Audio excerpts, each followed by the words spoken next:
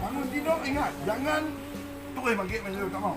Dia bangun macam kucing tu. Kalau pelan-pelan bangkit. Kita bangun, kita terus. Menyut dia tak boleh. Kita dah tidur berapa jam. Lepas tu kita dah bangun, dah duduk, bertemu ni.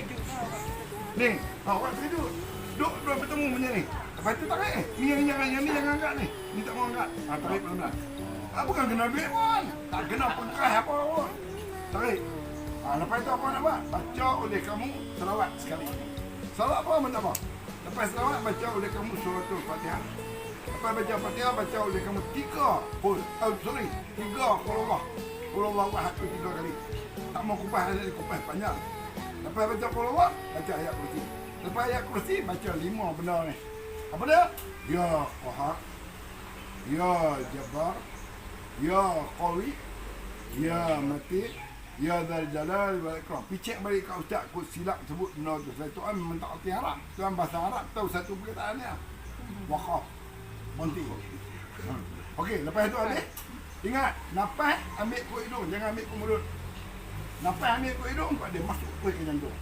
Kalau nafas ambil ke mulut, dia masuk dalam perut. Dia masuk dalam darah, tak cantik. Ni tanya, dah habis dah baca tak?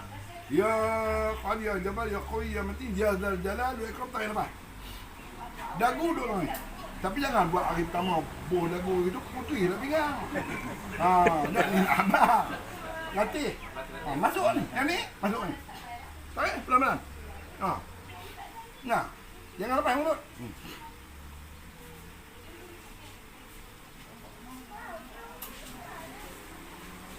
Ruang semua dia masuk.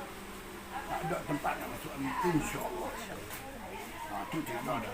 Angin. Masalah dia. Betul dia bertanya, Tuan mai dia mana-mana angin. Makanan yang kita makan tu tak azam.